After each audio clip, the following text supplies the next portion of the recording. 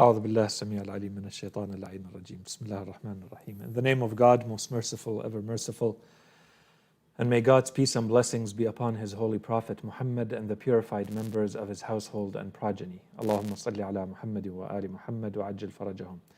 Brothers, sisters, Assalamu alaikum wa rahmatullahi wa barakatuh. We are in our second installment in a two-part series to discuss the peace treaty of Imam al-Hassan alayhi salam.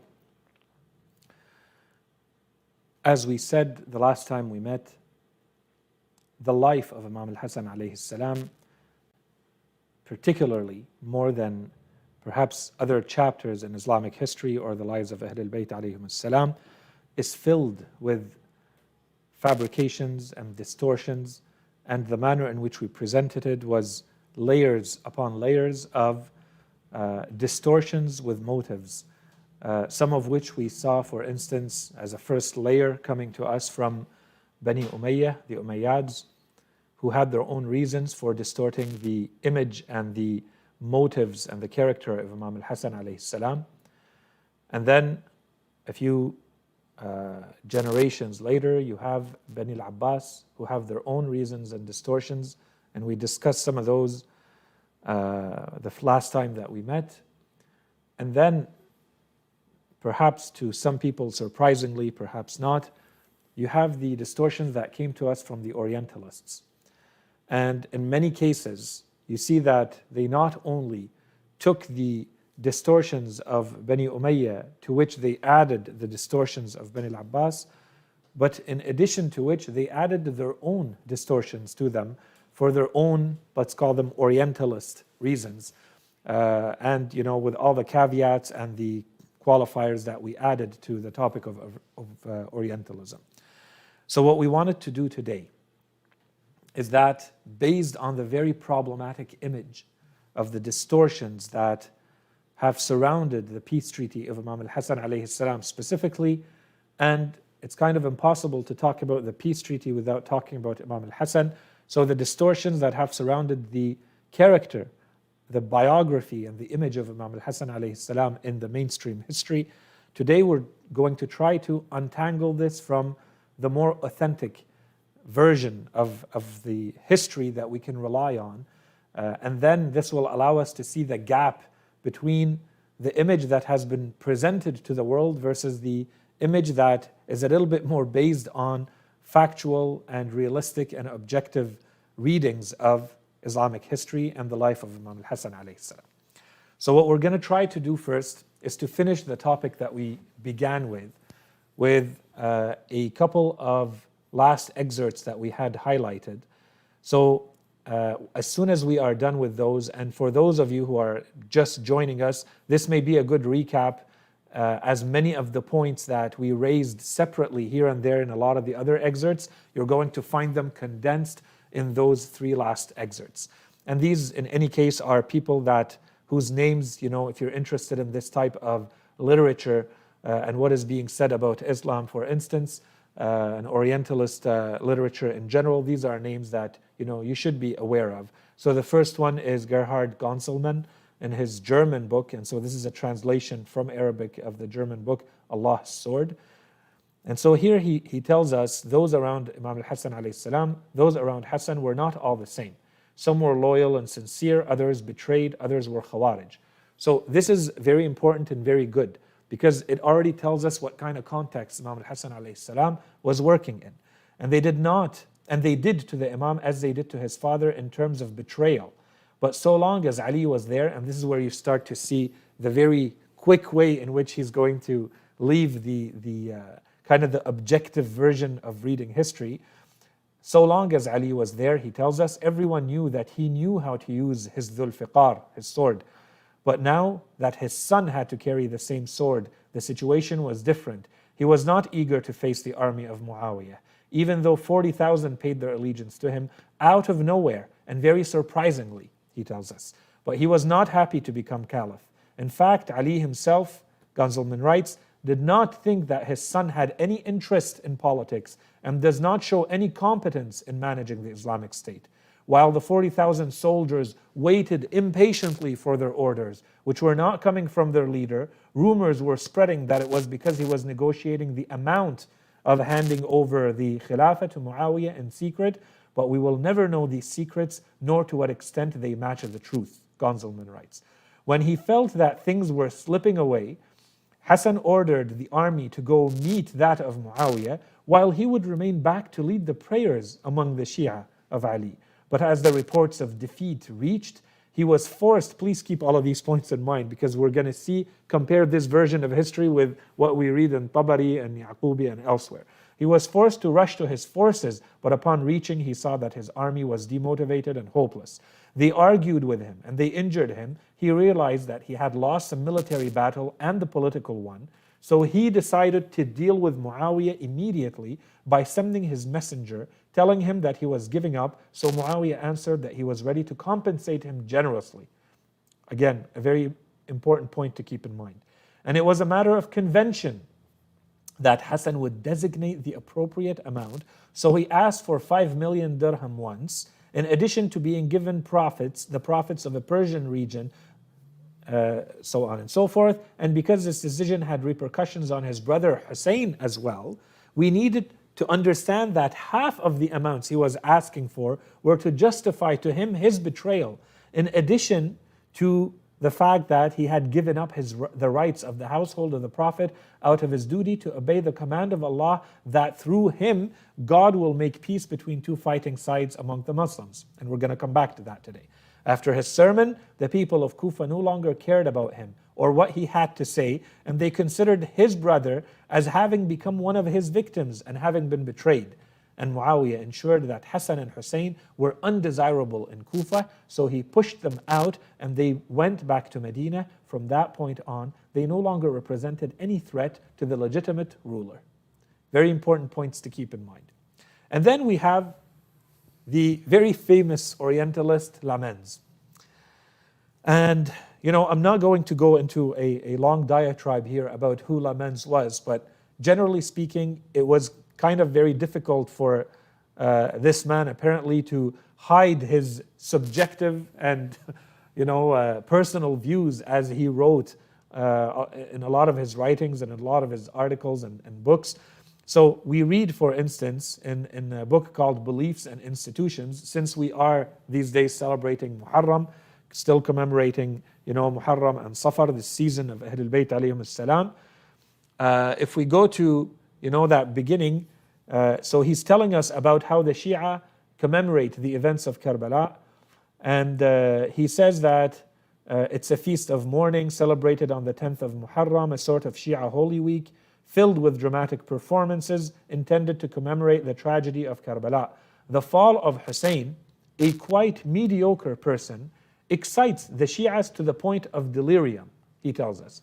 And then if you continue to the next paragraph, among the Shia, even the most moderate, the cult of Ahlul Bayt, the people of the family, the title borne by direct descendants of Muhammad, is followed to the detriment of the veneration in which Islam holds its prophet.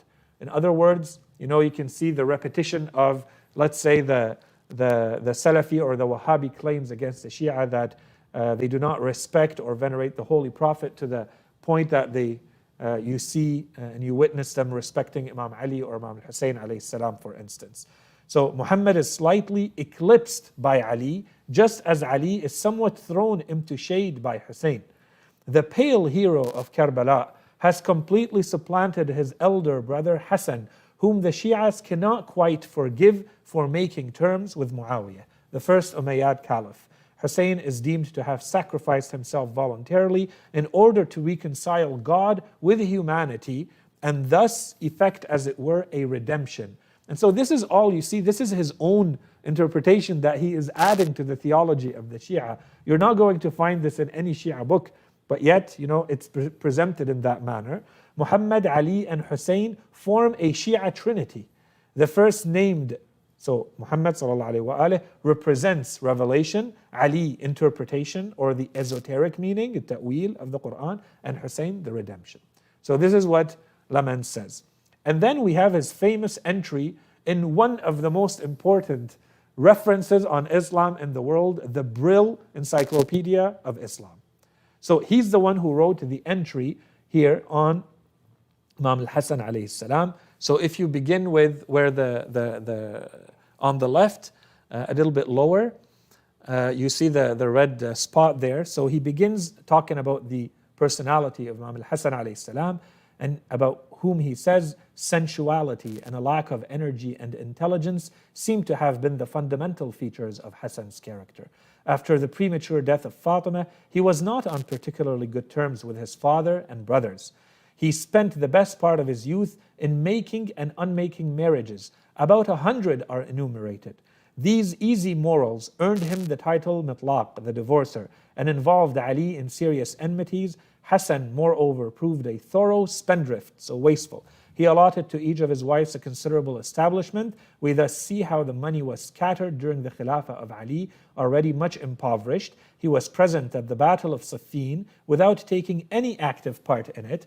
He took no further interest in public affairs during the lifetime of his father, so he claims. After the assassination of Ali, Hassan was proclaimed caliph in Iraq. His partisans tried to persuade him to renew the war against the Syrians. Their importunities, so their insistence, upset the plans of the indolent, the lazy Hassan, and he henceforth thought only of treating with Muawiyah. They led to a rupture between himself and the Iraqis. The latter ended by severely wounding their nominal sovereign, so not really a sovereign, not really their ruler, only nominally.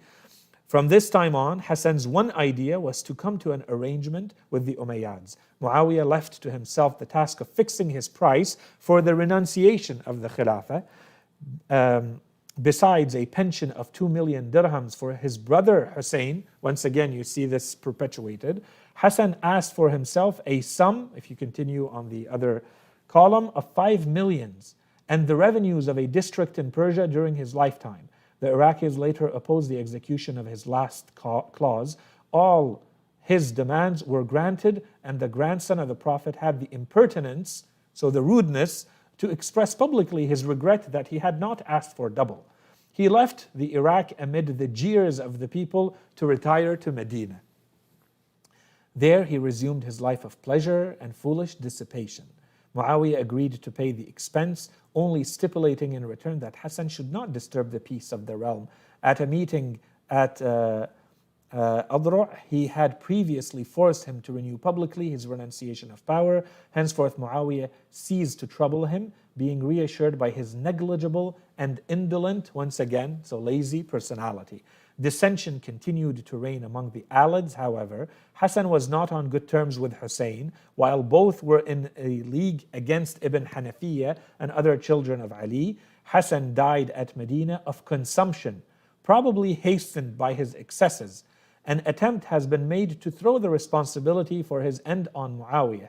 In addition to the stain which would thus be thrown upon the Umayyad, the object of this charge was to justify the title Shaheed and Sayyid of the Martyrs given in compliment to Fatima's insignificant son. Only Shia writers, or those particularly favorable to the Alids, dare openly voice such a grave accusation. It at the same time gave an opportunity to implicate the family of Ash'ath ibn Qais, detested by the Shia on account of his share in the coup of Siffin. We don't have time to go through those details. Muawiyah was not the man to commit an unnecessary crime, and the frivolous Hassan had long become quite inoffensive.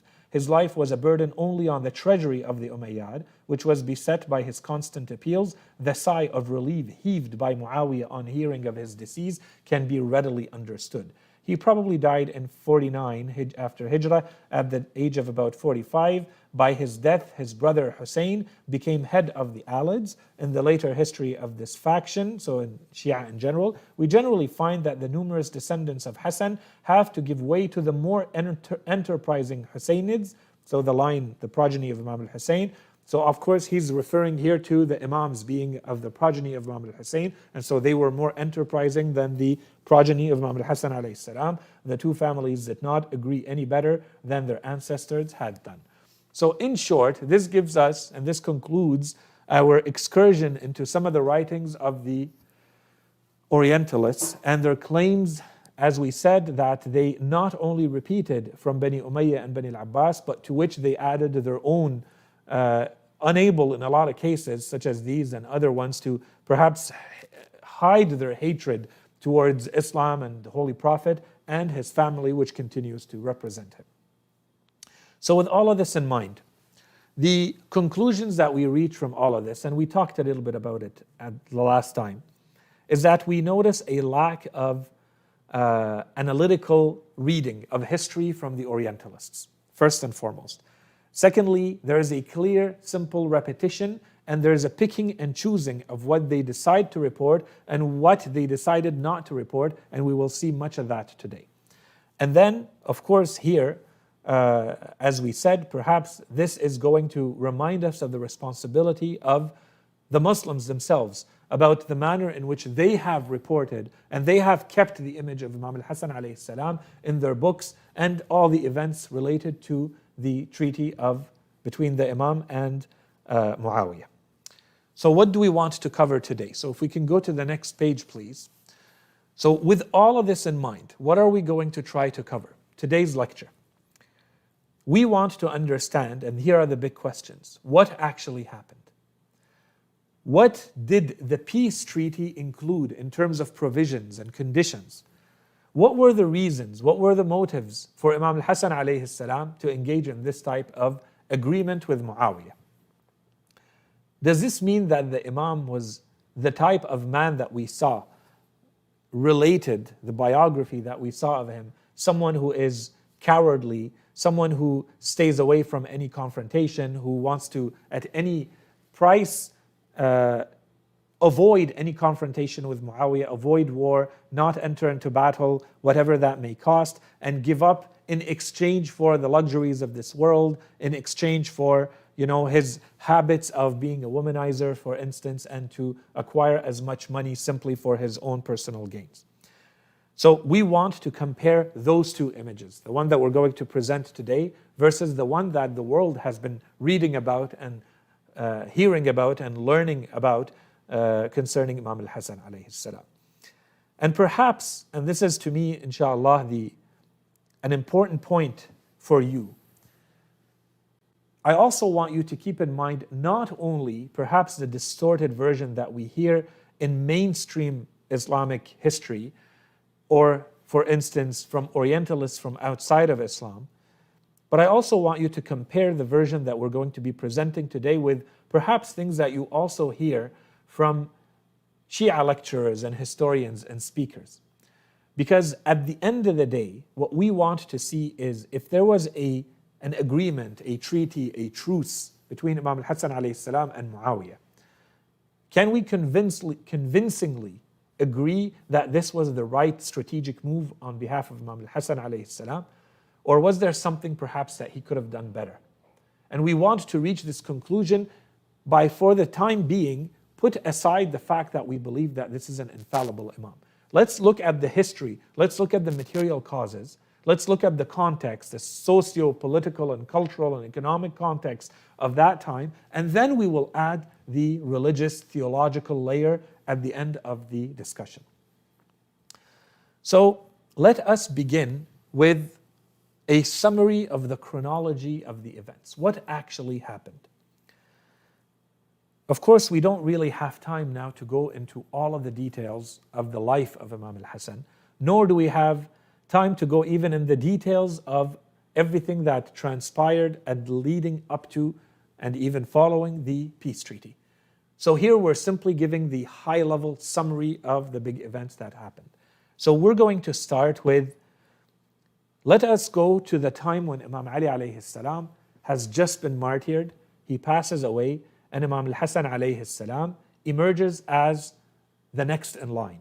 Those who were close to the Imam, everybody knew that the Imam had actually indicated that those who want to follow in his path should go to his son Imam al-Hassan alayhi salam, whom he appointed as the ones to succeed him. So the Imam gives a sermon, and he talks about Imam Ali alayhi salam, and then he talks about himself, and he clearly presents himself as the Khalifa of the Islamic world if the people are to choose him as such. And right away, those people gave their allegiance to Imam al-Hassan alayhi salam. So this is happening in Kufa, this is happening in Iraq.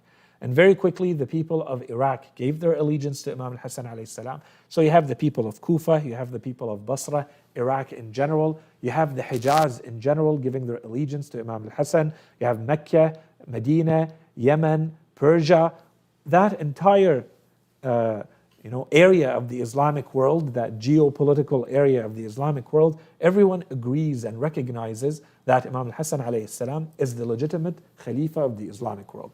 The only exception to this is the area under Muawiyah and his rule, and that is the general area of the Levant, al-Sham. The problem, however, is that the context when Imam al-Hassan alayhi salam takes over is a very complex and difficult context. We have a lot more disunity, a lot more fragmentation, a lot more contradiction within the people who make up the population under Imam al-Hassan alayhi salam. You have the Khawarij who are working very hard, who are against Imam Ali alayhi salam and therefore Imam al-Hassan alayhi salam, but also against Muawiyah, except that Muawiyah has already created alliances with many of them, and one of his alliances ended with the martyrdom of Imam Ali alayhi salam. So you have the Khawarij who are in a strong position, many of whom are actually within the population under Imam al-Hassan alayhi salam. Then you have Muawiyah, who is a lot bolder and feeling a lot stronger now that Imam Ali alayhi salam has passed away, and his son, who is over 30 years younger than Muawiyah, Imam al-Hassan alayhi salam, emerges as the Khalifa at that time. And then you have Muawiyah, who's already working, and he's been working for a while, with many of the governors and those who are influential in the general area of Iraq. So in Basra, in Kufa, and elsewhere in Iraq. So Muawiyah has been hard at work doing all of this. This is a general context when Imam al-Hassan alayhi salam takes over. Right away, and we don't have time to go through these and the tone and the contents, and inshallah one day we can actually delve into the details and actually read those letters. Letters are exchanged between Imam al-Hassan alayhi salam and Muawiyah. The tone from Imam al-Hassan is, quite explicit and direct with Muawiyah. And the letters change in tone. Some of them are a little bit harsher, some of them are a little bit more loose and flexible. But generally speaking, Muawiyah was open to the idea of allowing Imam al-Hassan to maintain his khilafah over a certain area, the entire part of the world who have given their allegiance to him, while he accepts Muawiyah as the legitimate ruler and khalifa over the area that is already under him, which is the entire Sham. And of course, at that time, Muawiyah is fighting hard to control the entire area with the northern Africa, which is Egypt and beyond. And so Muawiyah is basically saying, let me be and you can be too. And you can become a khalifa and I can become a khalifa. That was kind of what is implied in some of the writings of Muawiyah. Imam al-Hassan alayhi salam completely rejects this. And he does not go that route, and he tells him very openly and frankly that his duty is to fight Muawiyah. And the only option in front of Muawiyah is to accept Imam al-Hassan alayhi salam as the legitimate ruler and khalifa of the Islamic world, and to fall within the fold of the Islamic Ummah, or to fight the Imam because he is openly and explicitly objecting to the rule of the Imam as the Khalifa.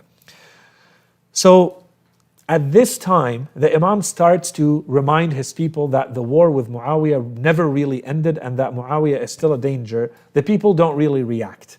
They're very passive. They are exhausted, if we want to look at it from a kind of military, strategic, social, cultural point of view. They're exhausted from the wars. There were 3 consecutive wars over 5 years that did a lot of damage to especially the people living in that area of the world.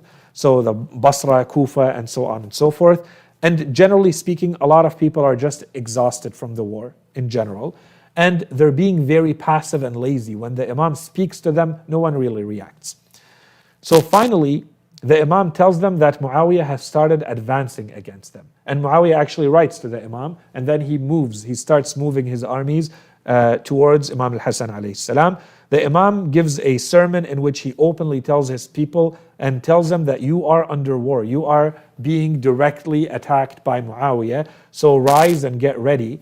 And basically no one moved in Kufa when the Imam gave his sermon. No one even spoke a word, because no one is accepting or receiving well the message of the Imam that we need to rise and fight Muawiyah. And this is kind of an announcement of things to come, just to give you an indication. When the leader is speaking to tens of thousands and not a single person dares to move, because they really don't want to embark on a new battle. And then some of the big leaders and influential people and companions of Imam al-Hassan alayhi salam spoke. They gave sermons too. They told the people that they are being cowards if they will not even protect themselves in self-defense against Muawiyah. Muawiyah is abusive and transgressing, and he's the one who's attacking. And so finally some people start moving, and they say that they're going to be preparing themselves to join the army of the Imam. And the Imam goes along with his commanders and leaders, and they go a little bit outside the city in Nukhayla, where, a little bit outside of Kufa, waiting for the people to come. And in some reports we are told that they waited for about 10 days in that region, in that area, where about 4,000 people finally gathered. 4,000 from an army that was expected to be in the tens of thousands. So the Imam went back to Kufa and he gave other sermons, and some of his companions went with him, and they pushed the people and convinced them. And then finally, after a while, they went back to Nukhayla, and you have an army that was between 40 and 60,000 that gathered under Imam al-Hassan alayhi salam, that is supposed to counter the advance of the armies of Muawiyah at that time. So Imam al-Hassan alayhi salam, he dispatches a group of about 12,000 soldiers to go and be the first front line of attack against the army of Muawiyah. And he appoints Ubaydullah ibn Abbas as the leader of that group of 12,000, and he appoints two others to become the commanders in case something were to happen to Ubaydullah ibn Abbas. And one of them is Qais ibn Sa'd, a very important man, companion of the Holy Prophet, was with Imam Ali alayhi salam, and now he was fighting with Imam al-Hassan alayhi salam, a valiant, strong warrior, brave, from Al-Ansar, one of the leaders of Al-Ansar. And so that group leaves and to start fighting the armies of Muawiyah. And so of course on the side of Muawiyah, he's also dispatched Bisr bin Arta'a and others to be their front line. And before, when Muawiyah saw that this is actually, perhaps Muawiyah did not think that there would be an actual confrontation. When he saw that the Imam is actually serious and he has actually gathered an army of between 40 and 60,000 to face him, and the first lines of attack are of 12,000, and they are actually starting to fight, he changes his strategy and he starts sending bribery letters. So he sends letters to the commanders of that dispatched group that Imam al-Hassan alayhi salam sent, and he basically promises them, he tells them that I'm already in secret negotiations with Imam al-Hassan alayhi salam, and it's just a matter of time before he's going to accept a peace between us. So why are you fighting in the first place? And at the end of this is only going to be peace, so you're fighting a futile war. If you surrender and come to me with the men under you, then I am going to reward you with basically a reward of 1 million.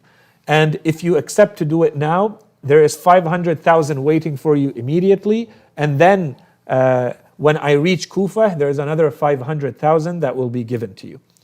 This is sent to, of course, they don't know about this, and this is sent late at night to both Ubaydullah ibn Abbas and Qais. So when the army wakes up in the morning, they see that Ubaydullah ibn Abbas has disappeared. He's nowhere to be found, along with 4,000 men that he has taken with him. And Qais is left there, and he gives a sermon. He takes over the leadership of that dispatched group, army. And he basically tells them, this is not anything surprising. No good has ever come from these people. Their father fought the Holy Prophet in the Battle of Badr, and then their brother took money from Imam Ali alayhi salam to buy servants and use it because he felt entitled to it when he wasn't. And now you have him. And Ubaydullah ibn Abbas, he's done quite a few things. He had just been, he was in Imam Ali alayhi salam had sent him to Yemen, and in the battle he ran away from the army of Muawiyah, and he left his 2 sons to be slaughtered by Bisr ibn Arta'ah, who was under Muawiyah, and now he was going back to Muawiyah for a sum of money. So Muawiyah knows how to deal with these people, and everyone from them has a price. So he left everything and he left. And at that time, Muawiyah had already dispatched his men to go infiltrate the army of Imam al-Hassan alayhi salam, to tell them that before even the agreement came from Ubaydullah ibn Abbas or Qais, they were telling the people that there were secret negotiations going on between Imam al-Hassan alayhi salam and Muawiyah, and that there would be peace, that Ubaydullah ibn Abbas and Qais had agreed to take sums of money. In fact, some of them were also spreading the rumors that Qais had already been killed, because a lot of people knew that Qais was not going to be easily convinced. So the other rumor spread about Qais that he was already killed. Ubaydullah had left. The army was basically, no one was fighting. When this was, of course, not true, because at that time Qais took the men who were left under him and he went and he fought. And he defeated the group under Bisr ibn Arta at that time who retreated from their area. And he did not want to give up fighting, but he knew that things were actually happening elsewhere too. And so there's a back and forth happening at that time.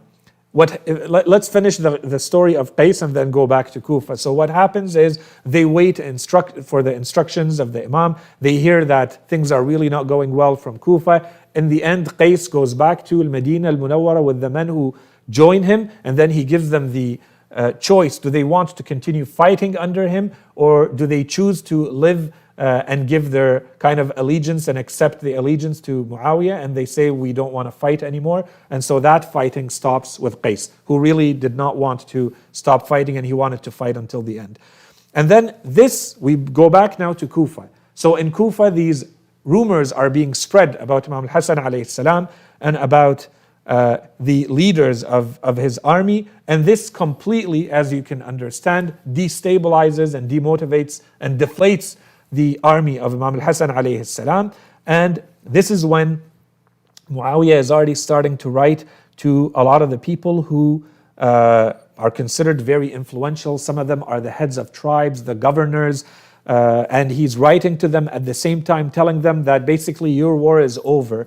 And this is the manner in which Muawiyah has always worked. And if you go back to Safin and other wars, you see that he uses a lot of trickery and these kinds of rumor spreading, propaganda to his advantage, whether it's happening or not. And people should have learned, but they did not. And so at that time, the people started turning against Imam al-Hassan alayhi salam very quickly. The rumors were actually working, and a lot of people were believing what was being said.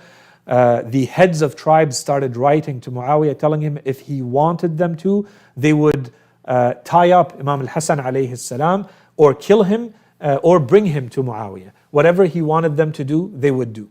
And so at that time, we are told Imam al-Hassan alayhi salam started to wear his shield even when he stood to pray in front of his army.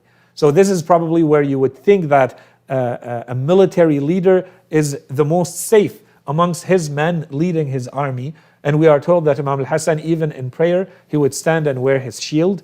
And the Imam was actually, arrows were shot at the Imam during that time. History, based on my knowledge, does not tell us who's shooting the arrows, because they could be men sent from Muawiyah to shoot them, but it still looks like it's being shot from the men of Imam al-Hassan alayhi salam. In any case, as we said, there are Khawarij, there are those who are easily bribed and bought off. And so Imam al-Hassan alayhi salam, after all of this happens, Imam al-Hassan alayhi salam is actually attacked. And he delivers a sermon, and then he goes back to his tent, and they say basically Imam al-Hassan alayhi salam, because of these rumors that they're hearing, he has become a kafir. So you can imagine this is most likely being spread by either the Khawarij or the men of Muawiyah, but it's working. And so there's an attack on the tent of Imam al-Hassan alayhi salam. We are told that he was sitting on his prayer mat inside his tent, and every single item in that tent was taken. Even the prayer mat on which he was sitting, and the Imam was attacked, and he was jabbed or stabbed either with a dagger, an arrow, or a pick. And the Imam escapes at that point. He rides his horse, and there's a group of men who are with him, who fight with the Imam, and he goes to an area called Madlam Sabat. And regardless of whether this was a strong hold of the Khawarij or not, clearly there were Khawarij who were there, and a man in that area was able to reach the Imam and to stab the Imam. And the stab, fortunately, did not reach the vital organs of the Imam, so it was either on his side or on his thigh. And the report that it went on his thigh says that it went to the bone. You could see the bone of the Imam. And in one narration that it was a poisoned dagger that hit the Imam, and the Imam started bleeding profusely to the point where a lot of people thought the Imam was killed. But he was in fact carried to the nearby region of Al-Mada'in, where he was brought into the castle of Al-Mada'in, and he was treated for a number of days to perhaps a full month. During that time, Muawiyah continues to work on the people of Imam al-Hassan alayhi salam. And as we said, many of the people thought that their leader perhaps had died. He was actually recovering during that time. And there are back and forth exchanges. So Muawiyah is sending men to the castle where Imam al-Hassan alayhi salam is recovering. But those men, history tells us, when they would leave, they would say, praise be to God that, we have finally reached a peace agreement between Muawiyah and Imam al-Hassan alayhi salam.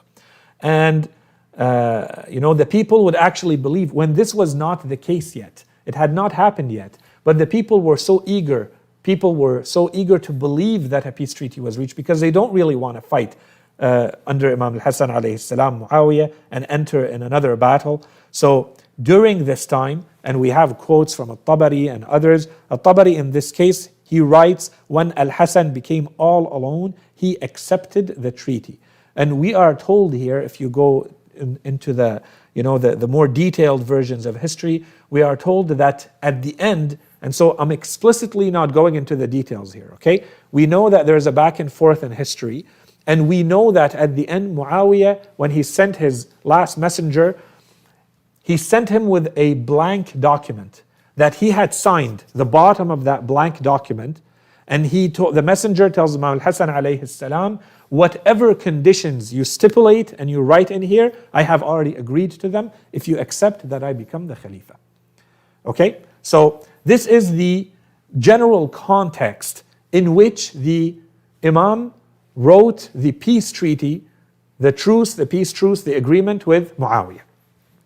Now, why would the Imam not continue to fight? Okay, now this is where we have to get into a little bit more of the analytical component.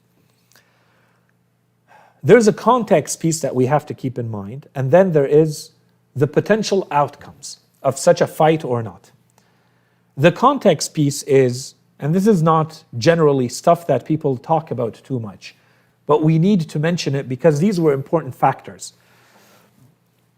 If you look at the geopolitical situation of the Islamic world at that time, you would see that it had expanded, it was a lot larger and a lot stronger, but it was also a direct threat now to other empires, including the Eastern Roman Empire, which was waiting to attack the Islamic world.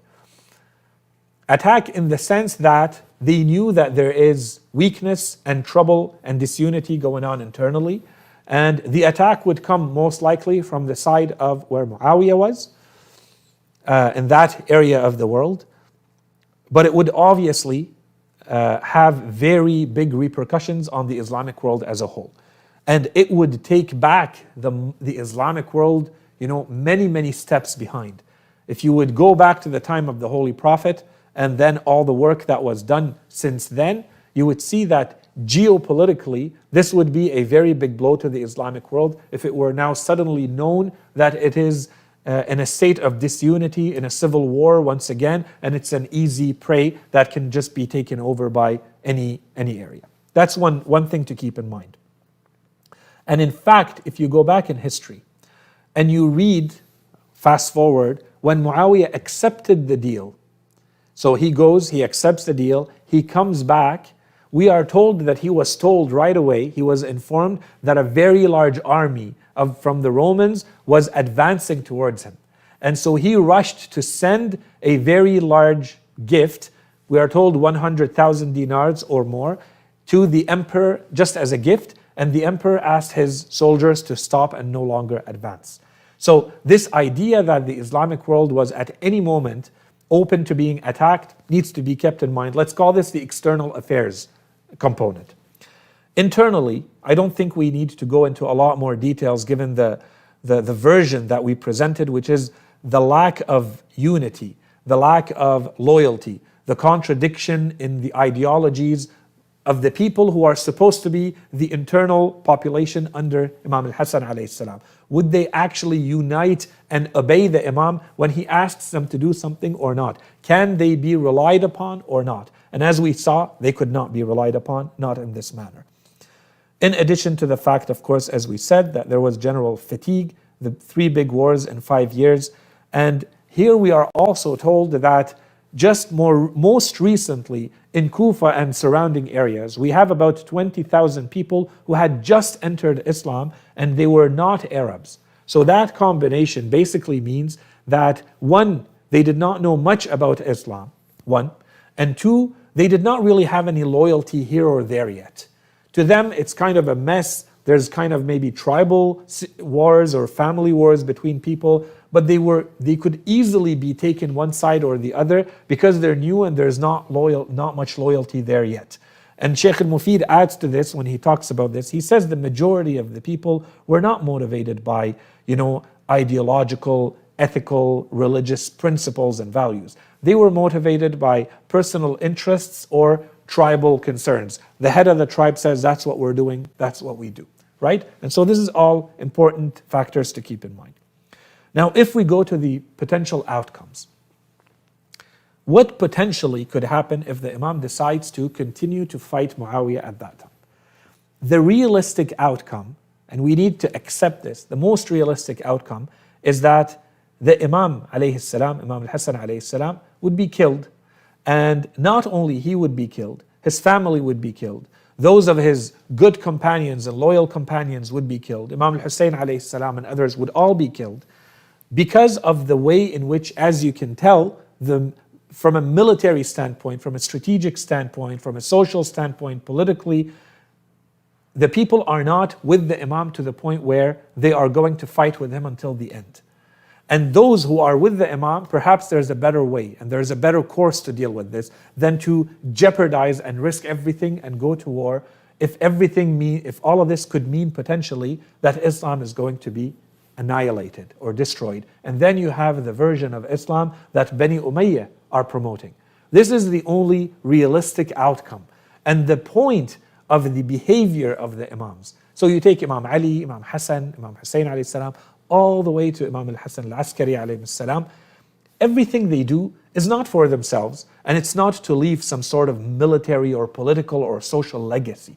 It's to preserve this religion that has been brought from the Holy Prophet to humanity to the extent possible to keep it in its most genuine form so that you can actually communicate it to humanity to guide them. And all of this, these are just stumbling blocks in the way. So whatever is going to allow them to maximize the benefits of preserving this religion and moving it forward, that's going to be the best course of action. And so in this case, if the Imam feels that if you split the Islamic world and give Bani Umayyah their part of Islam, you have just said that there are 2 legitimate formats of Islam. And if there is a war such as there is now, and one of them takes over the other, then it's very clear that you've weakened or destroyed the Islamic world in itself. There is no more Islamic world. There are 2, warring, battling areas or groups, that's 1. And 2, if that group becomes victorious, then there is no more ability to recognize where does genuine, authentic Islam begin and end.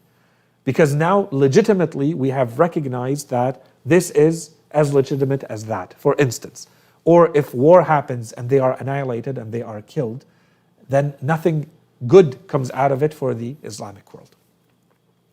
And so, the other factor to keep in mind is that Muawiyah had spread the rumors and had already indicated, and the people were aware of this, that Muawiyah was interested was open to, that's the majority of the people thought, was open to peace. And so if the Imam is the one who goes to war, it looks like the Imam is the one who is moving towards war, and Muawiyah is the man of peace. The propaganda had worked, and the people who no longer wanted to fight were using that as a pretext. That if Muawiyah wants peace, then why are we fighting him? And of course, the Islamic instructions, Allah subhanahu wa ta'ala tells the Holy Prophet in any case, وَإِن جَنَحُوا لِلسَّلْمِ فَاجْنَحْ لَهَا. If they lean towards peace, then lean towards peace. If there is any peaceful alternative, then that is always going to be the better alternative.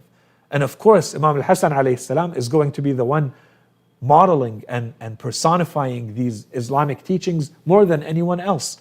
And so in this case, if the Imam is going to put himself in a situation where it's between peace and war, and Muawiyah is going to look like not only did he beat the Imam, but he beat the Imam after he had presented a peace treaty to the Imam, and the Imam had rejected it, then that's one more stab and jab and kind of attack on the reputation of the Islam that is being presented by Imam al-Hassan alayhi salam to the world.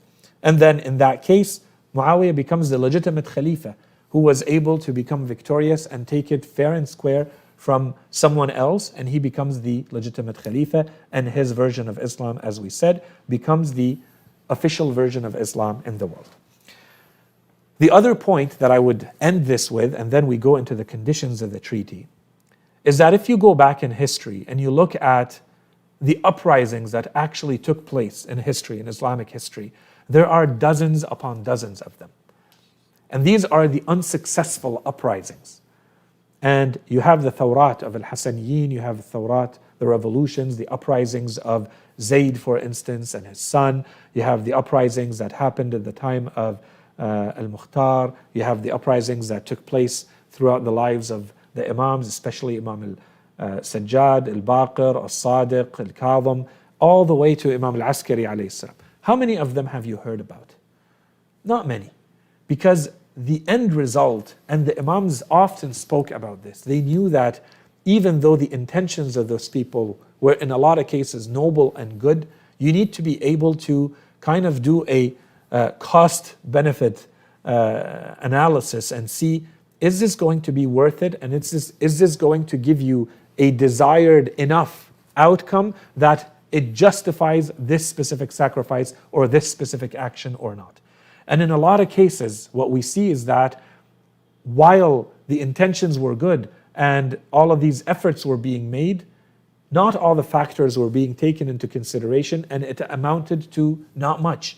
Socially and politically and in the course of history, not much happened out of it. And of course, we would not expect someone like Imam al-Hassan alayhi salam, with his savvy, with his penetrating insight into history and into the future of this ummah, to engage in a futile battle against Muawiyah, and then nothing comes out of it. And this was the secret of the battle of Karbala, that Imam al-Hussein alayhi salam knew that this is going to be sufficient and the right move at the right time to generate a revival in Islam. And so we need to keep that in mind every time we look at the decisions made by the Imams and try to understand in what way is this a revival of this religion that the Imam chooses to do this or that, okay? To keep in mind. So, in addition to all of this, let us now look at the actual conditions of the treaty between Imam al-Hassan alayhi salam and Muawiyah.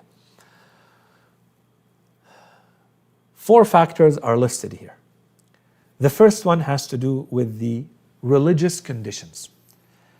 Keep in mind that we don't have today one document that tells us this is the peace treaty between Imam al-Hassan and Muawiyah.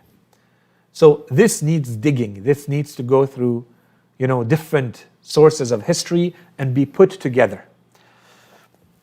And if someone does that, these are some of the conditions that were stipulated from Imam al-Hassan alayhi salam, which I have grouped into these themes. The first one is the religious theme. Amongst the conditions that Imam al-Hassan alayhi salam stipulated, he said that Muawiyah would have to rule the Islamic world according to the book of God and the tradition of the Holy Prophet. And we don't have time to comment on all of these, but these are very important conditions. You have to keep them in mind. 2, he does not act as a legal witness in any, let's say, legal proceedings. Okay, he is not recognized as having any legal weight.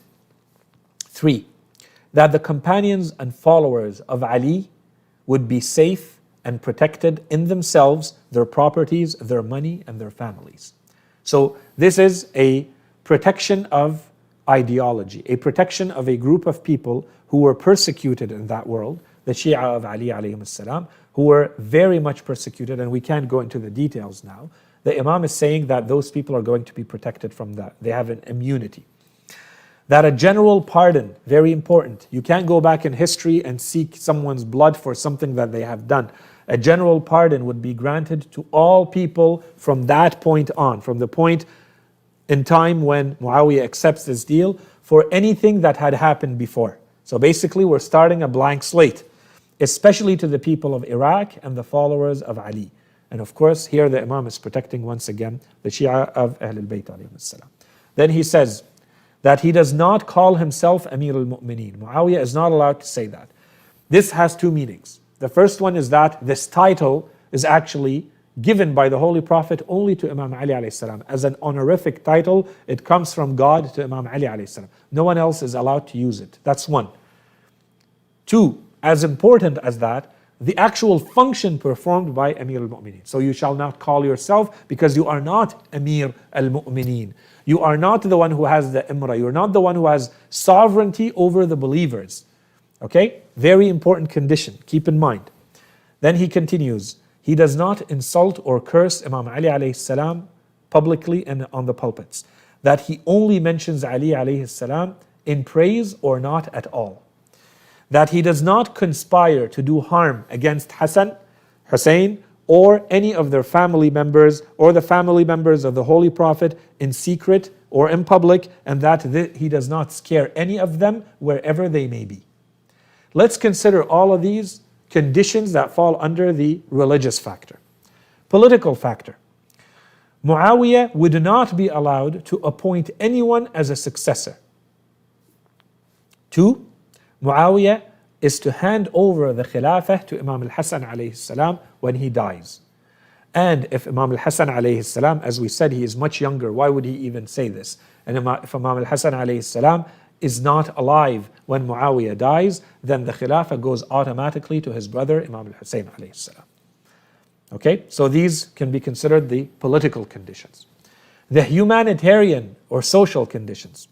That all the people in the Islamic world, in the words of Imam al-Hassan alayhi salam, shall live in security and peace, whether they are in Hijaz or Yemen or Iraq or elsewhere, which just tells us the extent and amount of persecution that people, for no other reason than just being people living in that kind of tyrannical regime, were subjected to. And so the Imam is making sure that this does not happen. But of course, it's nowhere near the treatment of anyone who is associating with Ahlul Bayt alayhim as-salam.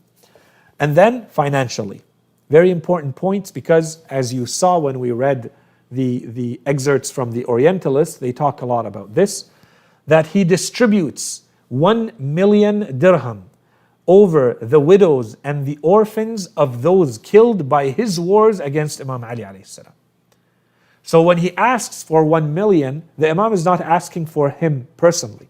He is saying that the 1 million, Muawiyah has to distribute it directly to those, the families of those he killed. He caused the killing of those people. He is responsible for their widows and their orphans. 1. 2.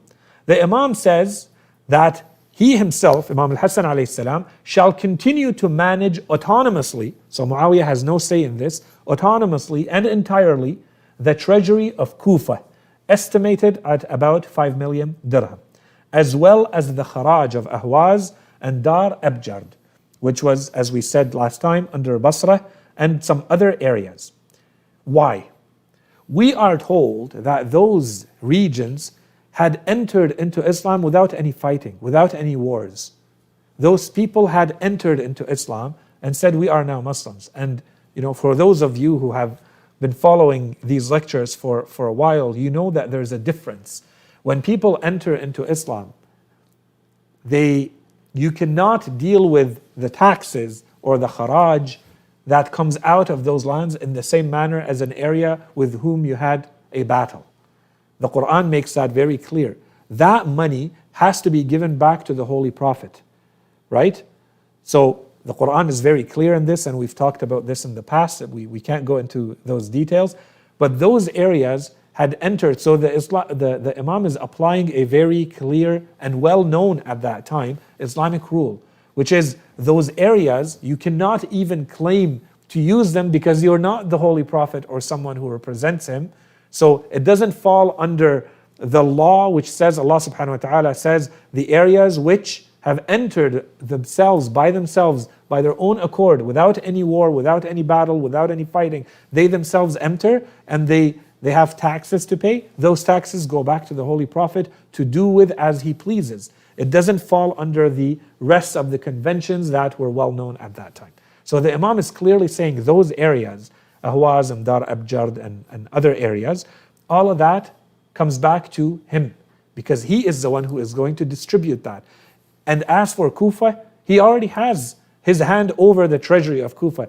So in other words, the Imam is not completely letting go of everything. The Imam is maintaining a rule.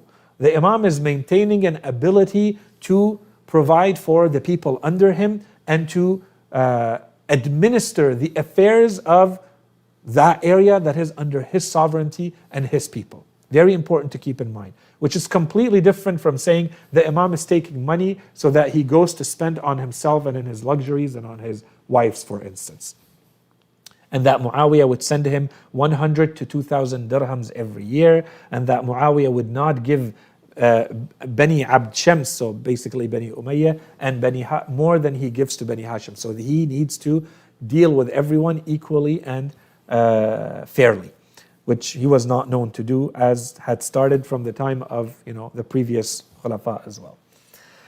And of course, the last condition, that Muawiyah would commit to all of these conditions publicly and to swear to them bil-ayman al-mughalladha, as he says, and to swear to them in the strongest manner before God.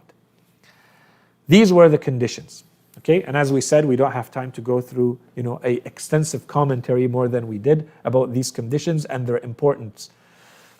Now, when this reached Muawiyah, that Imam al-Hassan alayhi salam had agreed that there was from now on a peace truce between Imam al-Hassan alayhi salam and Muawiyah. When Muawiyah heard, we are told that right away he said a very loud takbir, and there are people who came and they heard Muawiyah saying this, saying Allahu Akbar. And when they came and they asked him, he said, as I got news that Imam al-Hassan alayhi salam has agreed to this peace situation between us, I am reminded of a narration from the Holy Prophet in which he says that when Imam al-Hassan alayhi salam, as we said in the last lecture, Imam al-Hassan alayhi salam, when he was young, we are told in the Orientalist reports and elsewhere, that the Holy Prophet would have said about Imam al-Hassan that this son of mine is a master.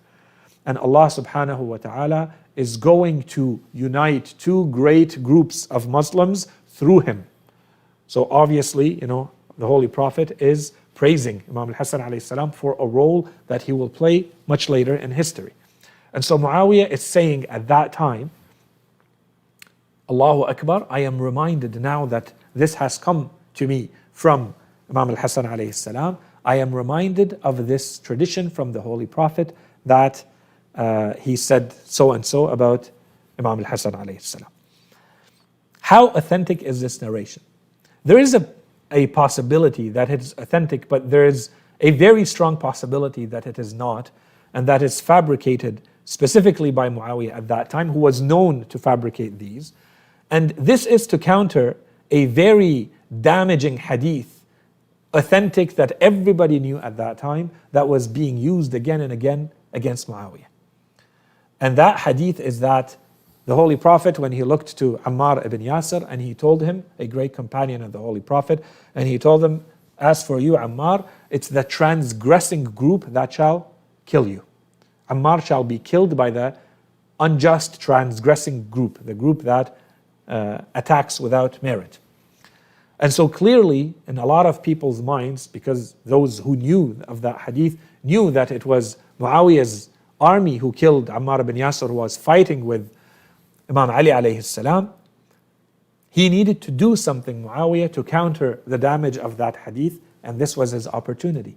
So now he was saying that, and he was praising God for making him the one through which two great groups of Muslims, so he is a Muslim, he is not a transgressing group against the Muslims, he is a Muslim recognized by the Holy Prophet as such, and he is thanking God that the prophecy about Imam al-Hassan happened through him, as he says in his narration. Any case, this is a quick commentary on that hadith. Now, the next point is, and this is where I would like you to stay with me please here, important. I think this is a part that we hear a lot about, in which Muawiyah, we are told, says, these conditions that we just read of Imam al-Hassan, these conditions of al-Hassan are under my 2 feet. Very, very problematic, very damaging for any one of us who hears this. What happened? How could Imam al-Hassan alayhi salam stipulate and try to impose conditions on someone which basically become the justification for not going to war against them, and then as soon as the conditions are written and he pretends to agree to them, then right away he says, these conditions are under my 2 feet. So what did we accomplish here? Nothing. So the big question is, and unfortunately this does not seem to be a question that is addressed or talked a lot about, when were these words uttered by Muawiyah? When did he say, these conditions of al-Hassan are under my 2 feet? Did Muawiyah come and accept the conditions and stand in front of the people right away with Imam al-Hassan, as some people try to present, and oftentimes our own lecturers and our own books say this? As soon as the conditions were written, Muawiyah stands in front of the people, Imam al-Hassan delivers a lecture, and then Muawiyah delivers a lecture, and right away he says that. Many have said that, many have written that. History does not say it that way. If you go back in history, yes, Muawiyah did say those words, but when did he say them? And so that we don't keep the suspense going, and we're running out of time here. In short, Muawiyah said those words when Imam al-Hassan alayhi salam was killed. After he got rid of Imam al-Hassan alayhi salam, Muawiyah said those words. And here is the important point to keep in mind, and the important factors to keep in mind. When did Muawiyah and Imam al-Hassan alayhi salam reach this agreement, and Muawiyah is publicly standing in front of the people and swearing to God in the strongest terms that he's going to respect those conditions? This was 10 years before Imam al-Hassan alayhi salam was martyred, right? And so the big question is, what happens during that 10-year period? After Muawiyah accepts those conditions, and the time he says, these conditions of Imam al-Hassan are under my feet, what happens? And this is where I want to bring you back to the words that we read from the excerpts of the Orientalists, who are simply repeating many of them or just making them up in some cases in a distorted way. They basically say Imam al-Hassan alayhi salam went back to Medina, and there was a period of relative peace and tranquility. And this is the key. And this is the key we need to keep in mind. So, when Muawiyah says that these conditions of Imam al-Hassan alayhi salam are under my feet, if you read the timeline, the chronology of the events, what happens right after those words of Muawiyah? The cursing of Imam Ali alayhi salam begins on the pulpits. The persecution and the killing of the Shia and the great companions of the Ummah begins once again.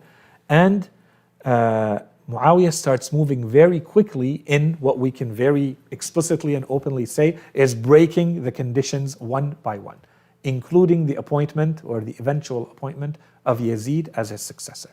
But all of the conditions that were put by Imam al-Hassan alayhi salam had been respected. Perfectly? Absolutely not. Not perfectly.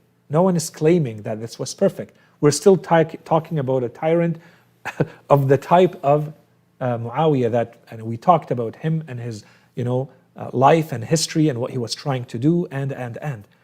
But the bottom line is there were conditions that were placed upon him by Imam al-Hassan alayhi salam.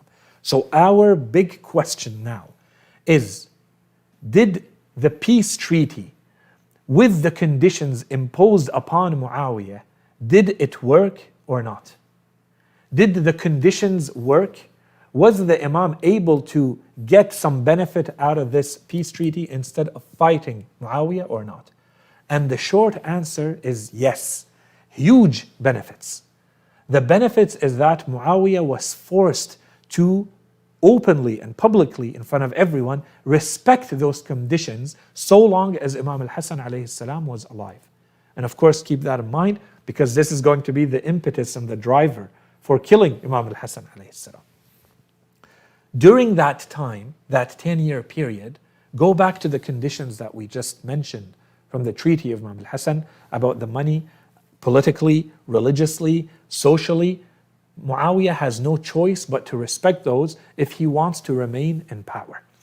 Now, this is going to be, to me at least, we have very clear indications of this. We have a distortion of how it's presented from the Orientalists and from the historians, that the Imam just became basically insignificant, that there is not much to talk about.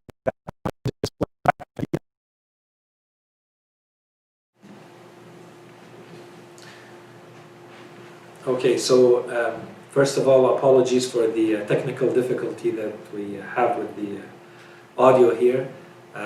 So inshallah, we just try to recap where we stopped, and then we continue off for a few more minutes to wrap up this lecture, inshallah. So what we were saying is that these words that we keep hearing about from Muawiyah saying that the conditions of Imam al-Hassan alayhi salam are under his feet, in fact, are not words that he would have uttered right away when Imam al-Hassan alayhi salam imposed those conditions on Muawiyah.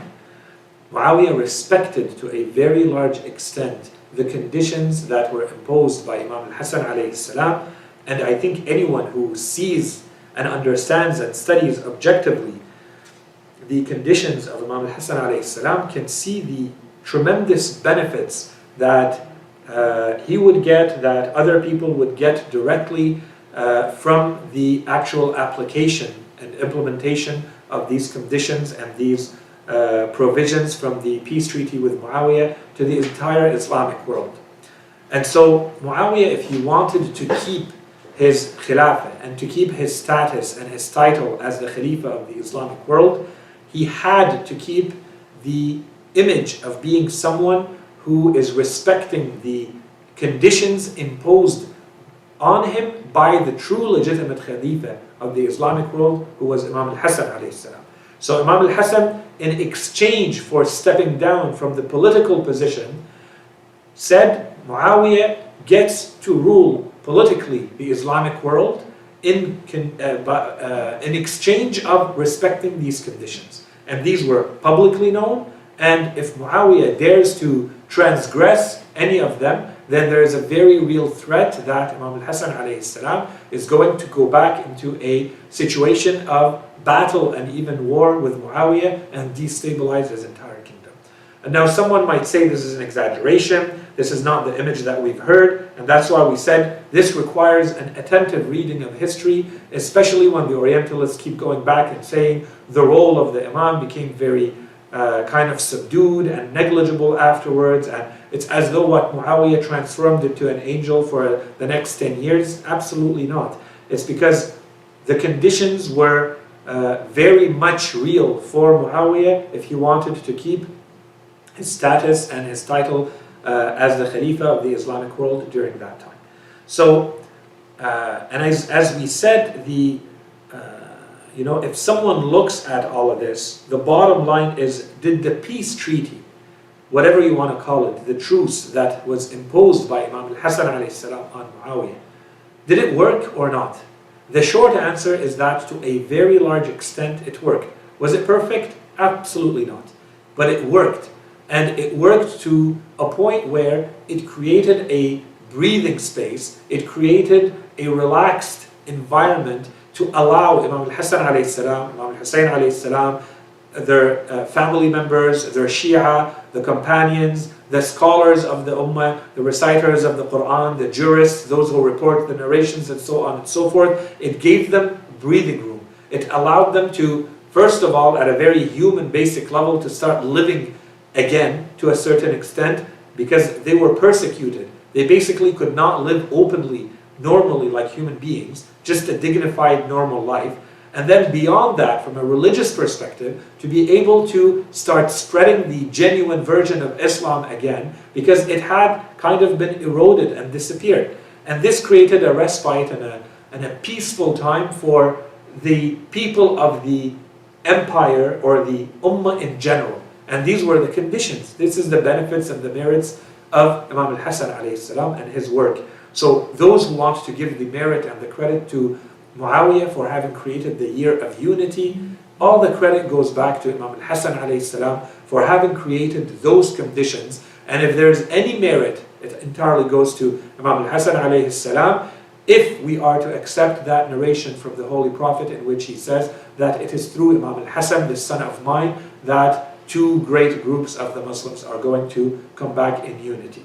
In any case, as we said, someone might say this is perhaps a little bit of an exaggeration. How do we know this? The historians of those who have written history, the Umayyads, the Abbasiyin, the Orientalists, as we saw, have done everything they can to basically wipe out the original version of history from anything that gives us an image of Imam al-Hassan alayhi salam, who is strong, who is powerful, who carries status, who has a word that can go very far, if he decides to rise up against Muawiyah again, and so on and so forth. He's been presented as someone who is more, let's say, cowardly in the best image, not because he is like that, but because the conditions and his people forced him to become in that manner. Whereas the true version, the truer image of Imam al-Hassan alayhi salam that we should have is that he strategically and smartly moved the situation based on the awfulness and horrible situation that he is in, that he has all these contradicting forces under him, the disloyalty, the disobedience, and so on and so forth. He was able still to use this very bad situation and turn it into what some scholars have referred to as a golden age of Islam during those years, because he was able to bring back and revive once again, and that was the key, the religion during that time, and through his peace treaty with Muawiyah. So, do we have examples of this or not? Very quickly, let's mention three of them. We don't have time now. The first one is, we are told that when Muawiyah went and visited Al-Madinah al-Munawwara, the daughter of Uthman ibn Affan, the third Khalifa, came to him and she was complaining that she was no longer able to live the life that she once lived. She had the luxuries, she had the comfort, and now life was a little bit more difficult. She was unhappy with that. And basically he told her, very important answer from Muawiyah at that time, he told her, be quiet. For you to be the cousin of the Emir is a lot better, the prince or the commander is a lot better for you not to be such. And then he added, the Imam, he says the Imam al-Hassan alayhi salam, al-Hassan showed us great patience and clemency, under which there is much boiling anger. So in other words, he's telling her the threat of Imam al-Hassan is there at any time, and he's still angry with us. Okay, so yes, he was patient with us and he showed us clemency, and this created the situation that we have today, and now I'm Khalifa and you're my cousin. So be grateful for that, and I will do what I can to help you, but don't push it, because Imam al-Hassan is still there and the threat and the risk is still there. Something to keep in mind. In another case, when Muawiyah came to Al-Madinah al-Munawwara, we are told that the people came to him to visit him, because now this is the Khalifa of the Islamic world coming, and Imam al-Hassan alayhi salam did not come, nor did the majority of Bani Hashim, following Imam al-Hassan. Some of them did, some of them did not. But specifically Imam al-Hassan, the most important man in the Islamic world, the man that Muawiyah really wants to see come to greet him and see him, did not come. And so he was frustrated with that when Abdullah ibn Zubayr came, and he is an influential man, and he is considered somewhat related to Bani Hashim through his mother. When he came, Muawiyah complained to him. He told him, I wish that Al-Hassan would have come to see me just like everybody else came. And Abdullah ibn Zubayr answered Muawiyah by saying, don't delude yourself. Don't create illusions, don't hallucinate Muawiyah. Al-Hassan has 100,000 swords that he can direct against you at any time. And it's not because you have become the Khalifa that the people's love towards Ahlul Bayt or towards him has disappeared, or their hatred towards you has disappeared. Okay, so this is Abdullah ibn Zubayr and his political reading of the situation, and Muawiyah did not object to that. Okay, something to keep in mind. And just as a quick remark, 100,000, it's because the Imam actually had three big armies. He had an army in Kufa, he had an army in Basra, and he had an army closer to the border with Syria, with Sham. And that's the front armies that he had, and in that case they had actually advanced and entered into Syria at that time. But that's a discussion for another time. And then finally, after Imam al-Hassan alayhi salam went to Al-Madinah al-Munawwara, we are told that one day the governor who Muawiyah had appointed was Al-Mughira ibn Shu'bah. He appointed that man, and he started having a personal problem with one of the Shia of Imam al-Hassan alayhi salam in Kufa. And so he threatened that man, and he told him that I'm going to basically bring down your house on your head. I'm going to destroy your house. That man did not waste any time. He got on his horse and he rode directly to Imam al-Hassan alayhi salam in al-Madinah al-Munawwara. As soon as he got there, he told him what happened. The Imam wrote a letter to Muawiyah, in which he said, "It has reached me that a dog of your dogs, one of your dogs, has threatened and is causing trouble to one of my Shia, one of my followers. So either you put him back on a leash, or I shall bring down, or I shall topple your kingdom over your head." Why is the Imam talking in this manner? Because there are conditions, and now the conditions are being broken by the governor. So basically, Muawiyah knows that his governor, if he does that, he's openly and publicly breaking the conditions of Imam al-Hassan alayhi salam, that the Shia shall not be persecuted for being Shia. And so Muawiyah wrote to Al-Mughira ibn Shu'bah, and he told them to back off and not harm that man. This gives us inklings, indications, and glimpses that maybe Imam al-Hassan alayhi salam was not this weak, lonely, incapacitated man who lived this life that was presented to us by the historians and their excerpts as we read. So, in any case, Muawiyah was well known at that time to be someone who found one way or another to get rid of anyone that stood in his way and in his aspirations. He got rid of Malik al-Ashtar, he got rid of Abd al-Rahman ibn Khalid ibn Walid, he got rid of Sa'd ibn Abi Waqqas, those even who were his allies, who were worked with him. If they were at any time a threat, he would get rid of them, the majority of whom he killed through poisoned honey and other means, but many of them through poisoned honey. And so Imam al-Hassan alayhi salam was no different. As we said, if this is the condition under which Muawiyah has to rule, where he is constantly under the threat of Imam al-Hassan alayhi salam rising against him, or there's a threat and a risk from represented by the presence of Imam al-Hassan alayhi salam, he needs to get rid of him. And so if you go back in the history and you read the life biography of Imam al-Hassan alayhi salam, we are told that there were 6 or 7 previous attempts to assassinate the Imam through poison. But the Imam would recover from them each time. So 6 or 7 times the Imam had been poisoned, but he did not pass away. And so Muawiyah wrote to the emperor of the Romans. And I don't have time to get into this, but there were certainly, and this is a topic that needs to be discussed and studied, there were certainly alliances between Bani Umayyah, specifically Muawiyah, and the Romans at that time. So Muawiyah wrote to the emperor of the Eastern Roman Empire of that time, and he asked him to send him a poison that could melt the rocks. And so when the emperor received the request, he wrote back to Muawiyah refusing and saying he will not be part of killing someone with whom he is not at war. Muawiyah wrote back saying, this is the son of the man who constituted a risk to you and your empire, and who was basically calling the people to his God, referring to the Holy Prophet ﷺ. And this man is going to be doing the same, referring to Imam al-Hassan alayhi salam.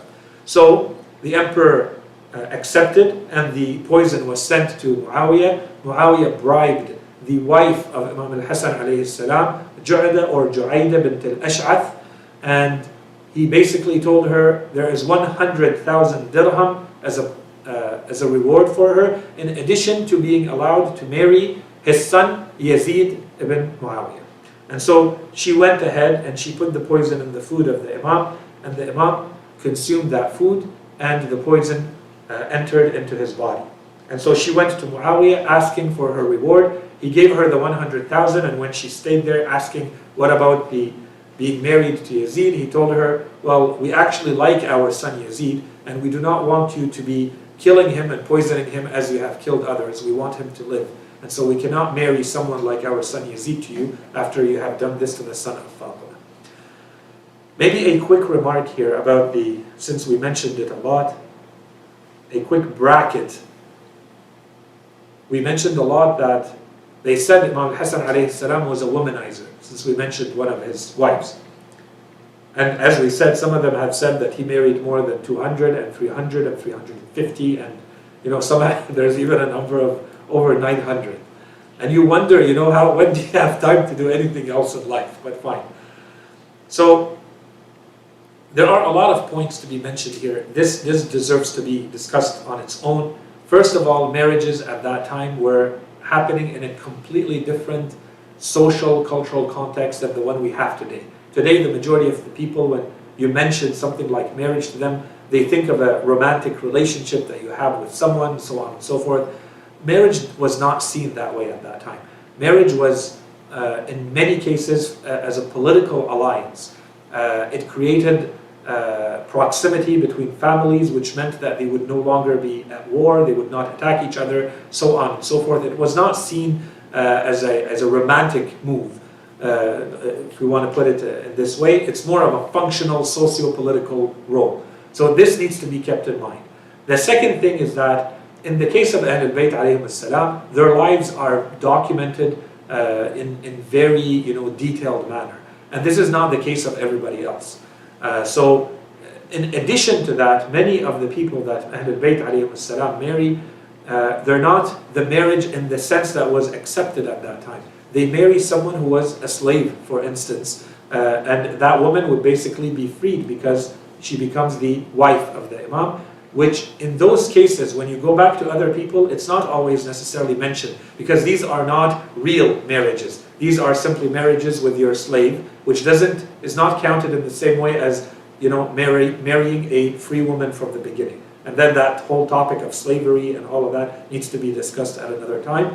But this is the general socio-cultural context. So sometimes when you read in the biographies of Ahlul Bayt alayhim as-salam that they married a large number, a big number, if you compared it to other important figures, personalities of similar stature in society, you would see that they were within the averages of those times, and there is absolutely nothing exceptional. And this is definitely the case of Imam al-Hassan alayhi salam, that if you actually go in history and look for the names of the wives of Imam al-Hassan alayhi salam, you would find 6 or 7 of them.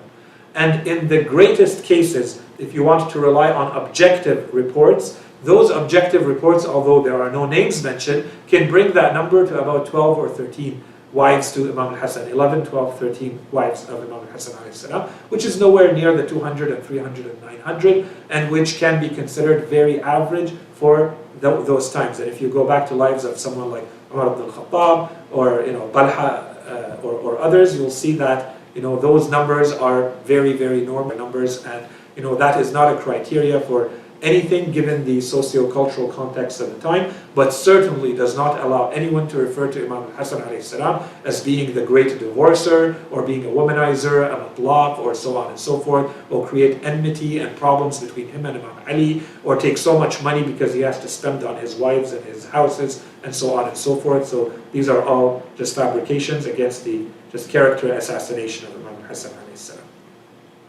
In any case, after Imam al-Hassan alayhi salam was, after he consumed the poison, we're told that when Imam al-Hussein alayhi salam came to see him and he had consumed the poison, his color had entirely changed to a very dark sort of green, a greenish color. And the Imam chunks of his digestive system were being completely torn apart by this poison, and the Imam passes away and he leaves as a will telling Imam al-Hussein alayhi salam that he does not want to be the cause of any disunity or bloodshed. So make sure that when this happens, and it will happen, that he accepts to bury Imam al-Hassan alayhi salam away from where the problems are and back to Al-Baqarah. Because initially the Imam was supposed to be buried right beside the grave of the Holy Prophet sallallahu alaihi wasallam, and so a group of people led by Aisha came out objecting to Imam al-Hassan alayhi salam being buried beside the Holy Prophet. She really had a lot of hatred towards Imam Ali alayhi salam and his progeny, including Imam al-Hassan. She did everything she could, and the group of men who were with her started shooting arrows at the caravan of people carrying, the procession carrying the coffin of Imam al-Hassan alayhi salam, and a number of arrows actually hit the pieces of wood that were carrying Imam al-Hassan alayhi salam, and perhaps that even one of them entered his body. And so Imam al-Hussein alayhi salam told Bani Hashim and those with them that as asked by Imam al-Hassan alayhi salam, we shall not be cause for further bloodshed and disunity. And they turned and they buried Imam al-Hassan alayhi salam in the cemetery of Al-Baqarah. And inshallah, we pray to Allah subhanahu wa ta'ala that we have the pleasure of seeing those graves erected and built again over the grave of Imam al-Hassan alayhi salam. I want to end very quickly with a last mention, and I'll just take a couple of minutes for this. So in addition to this, what we tried to do is really just to focus on the historical, material, socio-political, cultural, religious factors. We didn't look at anything kind of supernatural. We did not add in there that there is a belief that this is a person who represents God on earth, that this is a divinely appointed Imam. So with everything we said, inshallah, it's just to give a accurate, objective, fair treatment that could be replicated, say, by an Orientalist to the world.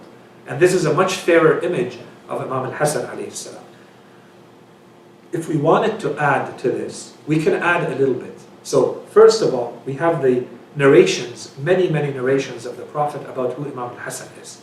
One of them, and the most famous and relevant for this case, when he says about Imam al-Hassan alayhi salam and about his brother Imam al-Hussein, that they are both divinely appointed Imams, and that they are Imams whether they rise, which means they go into battle, or they sit, which means they decide to choose peace. Okay, so that's one. That's if you believe in the prophethood and the messengerhood of the Holy Prophet sallallahu alaihi wasallam. Secondly, if you believe that Imam Ali alayhi salam is a divinely appointed Imam, then he appointed Imam al-Hassan alayhi salam as the Imam after him. Whether he occupies the political rulership or not, he is the divinely appointed Imam. And that role cannot be given or taken except by Allah subhanahu wa ta'ala. Third point is, when you look at the life of Imam al-Hussein alayhi salam, he approved and agreed to all the conditions and the peace treaty put in place by Imam al-Hassan, and he respected it. And after the passing away, after the martyrdom of Imam al-Hassan alayhi salam, Imam al-Hussein maintained those same conditions and that same peace treaty for another 10 years. Until Muawiyah died and Yazid became Khalifa, that's when Imam al-Hussein became public and open about his confrontation. Until then, the Imam continued in the same manner and with the same policies that were put in place by Imam al-Hassan alayhi salam. So no one can attack Imam al-Hassan without attacking Imam al-Hussein during his own Imam as well. And you see the attacks are usually only directed at Imam al-Hassan alayhi salam. And then we have a narration from Imam Al-Baqarah alayhi salam in which he says the peace treaty, he was asked by the peace treaty about the peace treaty of Imam al-Hassan. He says the peace treaty of Imam al-Hassan is better for the Muslims than everything upon which the moon and the sun have ever risen. So basically he's saying if the whole world were to be, if you want to take it literally, the whole world would be taken and divided into parts and given to the Muslims as their own personal property, this peace treaty is more beneficial to them and did more good to them than doing that to every single Muslim in the world. Okay? Keep that in mind. And then I wanted to end with this narration from Imam al-Hassan alayhi salam. There are many of them. I chose this one because I think it gives us, it's a good wrap-up and inshallah a good ending and conclusion to this lecture, and perhaps addressing points that we did not unfortunately have time to talk about. So this is my quick translation.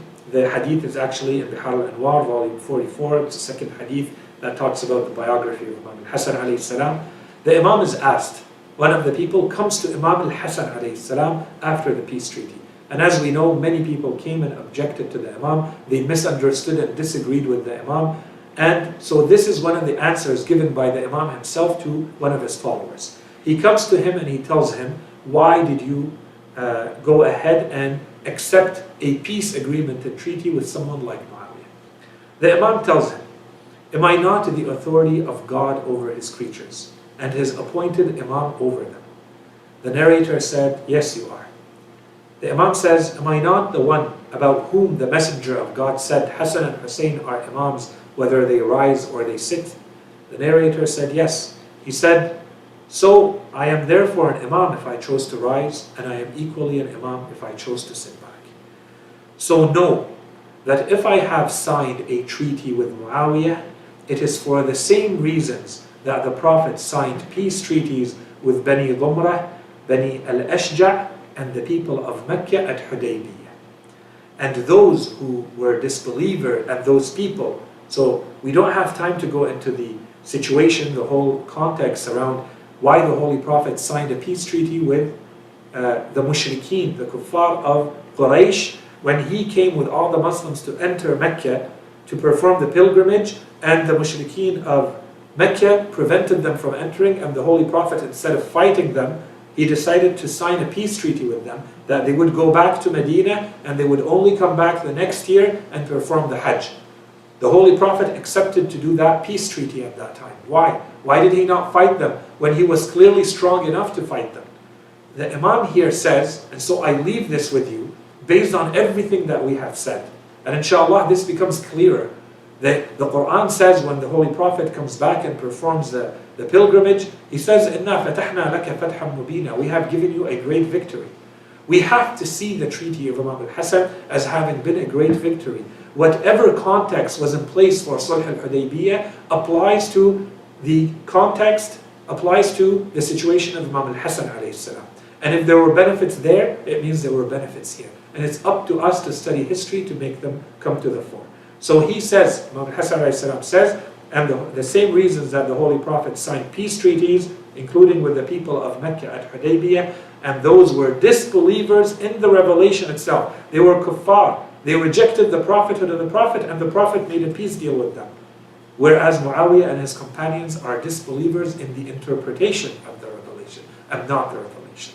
If I am accepted as an Imam from God, the Imam says, then my decisions must not be ridiculed, whether they are to go into battle or to reach peace, even if the reasons for my decisions are confusing to you. And then the Imam reminds him of the story of Al-Khidr with Prophet Musa alayhi salam. He tells him sometimes you may not understand the reasons and it frustrates you, and then the Imam adds, and had I not signed the peace treaty, there would not have been any of our followers, of our Shia, left on the face of the earth except those who would be killed. So basically, there is no genuine version of Islam that would ever be left on this planet had the Imam chose to go to war instead of preserving the true version of Islam through the peace treaty that was put in place. We ask Allah subhanahu wa ta'ala to help us understand the lives of Ahlul Bayt alayhim salam and to extract lessons from their lives that we can apply into our lives. We ask Allah subhanahu wa ta'ala to grant us the pleasure of seeing the grave of Imam al-Hassan alayhi salam erected and built again and that we may go and visit him in this life, and that we are of those who fall under his intercession in the afterlife. وصلى الله على سيدنا محمد وعلى آله الطيبين الطاهرين.